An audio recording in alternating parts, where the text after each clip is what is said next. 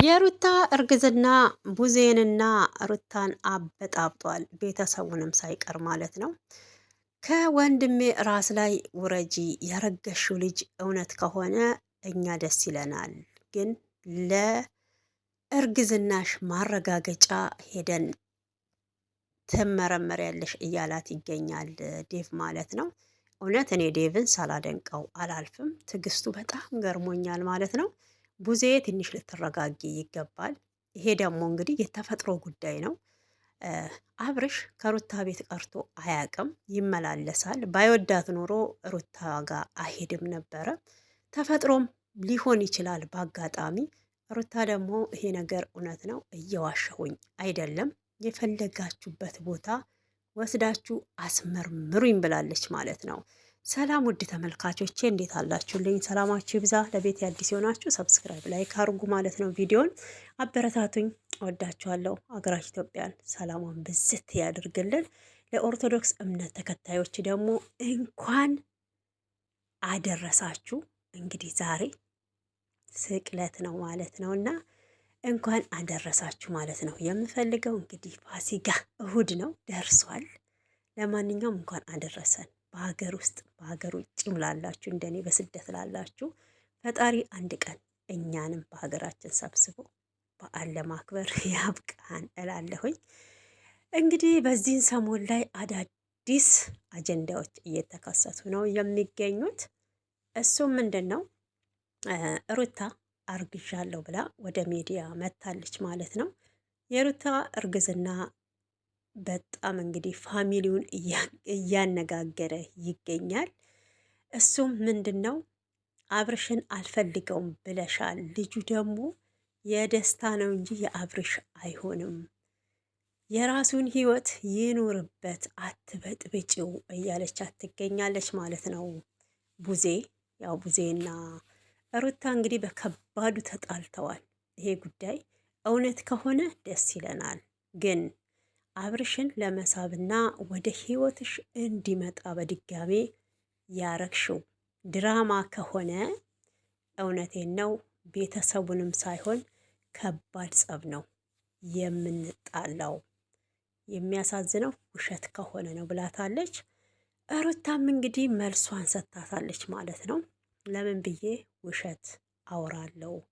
ማንም ቢያምነኝም ባያምነኝም የኔ ፍላጎት አይደለም። የኔ ፍላጎት እና ታርጌቴ አባትነቱን እንዲያምንና ልጅ ድጋሚ እንደመጣ እንዲያውቅ ስለፈለግኩ ነው። ከአብርሽ ምንም አልፈልግም ብላታለች።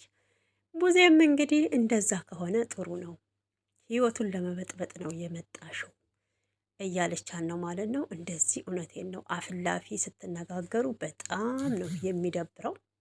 እንግዲህ ቡዜን እኛ ከዚህ ቀደም የምናውቀው ከሩታ ጎን ሆና በጣም ስትደግፊያት ነበረ። እውነት እያስመሰልሽ ካልሆነ ነገሮችን በዚህ ልክ አይደለም። አሁን ሩታን መናገርና ሩታን ማፋጠጥ ያለብሽ ማለት ነው። በእውነት እንደ እህት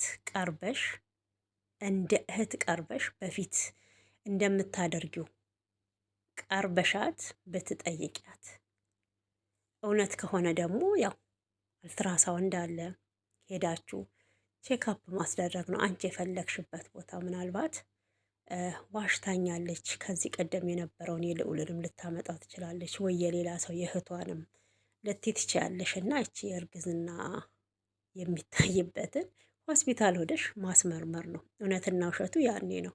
ከዛ በኋላ ሚዲያ ላይ ወጥታችሁ እንዲህ ብትለፋለፉ፣ እውነቴን ነው ዋሽታለች፣ ውሸት አምናት ሩታ ብለሽ ብትይ ደስ ይላል ማለት ነው። እና መቼም በልጅ የሚቀለድ አይመስለኝም በእውነት።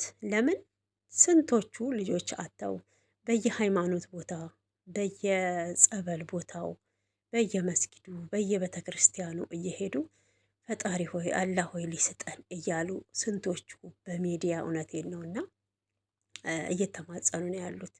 ልጅ ደግሞ ጸጋ ነው፣ በሽታ አይደለም። ዋናው ፈጣሪ ጤነኛ ልጅ ስጠኝ ብሎ ነው የሚጸለየው ማለት ነውና ገና አርግዣለሁ ብላ ባለችው ካሁኑ ጦርነት ተጀምሯል። በእውነት በጣም ነው የሚደብረው። እኔ ዴቭን ሳላደንቀው አላልፍም። በቡዜ ቦታ በሆን እኔም የወንድሜ ሚስት ብትሆን ሩታ የእሷ ስሜት ሊሰማኝ ይችላል። ግን በአንዴ አይደለም ነገሮቹን ልጁ የእሱ ነው የእሱ አይደለም የሚለውን ማረጋገጥ አለብኝ። ዝም ብዬ የሰውን መብት መጋፋት አልችልም ማለት ነው። ስለዚህ ቡዜ ልትረጋጊ ይገባል። ነገሮችን ቀስ በቀስ ማወቅ ነው ያለብሽ እንጂ እንደዚህ ሚዲያ ላይ መጥቶ እውነቴን ነው ቱግ ቱግ ቱግ ማለቱ የሚያዋጣ አይመስለኝም ማለት ነው። አሁን ላይ ዝም ብላችሁ ትንጫጫላችሁ እንጂ ሩታ እየሰማቻችሁ አይደለም። መስሜ ጥጥ ነው ብላለች። መስሜ ጥጥ ነው ብላለች። ዋጋ ትከፍሊበታለሽ ብለሽ እንግዲህ ዛቻ ማስፈራሪያን ጭምር ነው እየተናገርሻት ያለሽው። ይሄ ደግሞ ተገቢ ነው ብዬ አልልም። እንደ አንድ ሴት ዴቭን አደንቀዋለሁ። እሱ በእርጋታ ነው። ሩታ ይሄ ነገር እውነት ከሆነ ከአንቺ ማረጋገጫ እንፈልጋለን። ሄደን አብረን እናረጋግጥ። ወንድሜንም ከወንድሜም ያለውን ነገር እንድሰማ ብሏታል። እሷም ደግሞ ፍቃደኛ ናት። እንሂድ አሁን ብለዋለች ማለት ነው። እና በዚህ ጉዳይ ላይ ተስማምተዋል። በእውነት ተስማምተዋል ማለት ነው። ግን ቡዜና ሩታ ያው እንግዲህ ቡዜ ታላቅ ናት፣ ሩታ ደግሞ ትንሽ ናት። ክብር የሚነካ ነገር ባትነጋገሩ በጣም ነው ደስ የሚለው። እሷ አባትነቱን የፈለግኩት እንዲያውቅ ነው ብላለች። ይሄ እኮ የሁለቱ ጉዳይ ነው። ይሄ የአብርሽና የሩታ ጉዳይ ነው።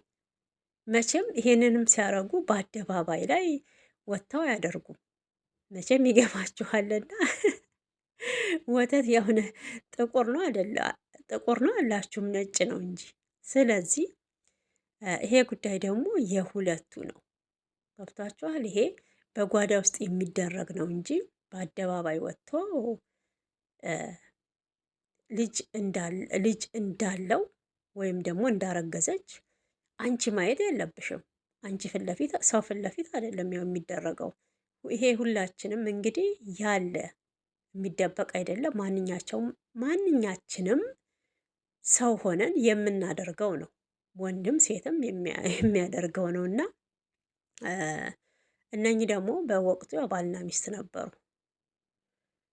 ያው ሩታም ተናግራለች።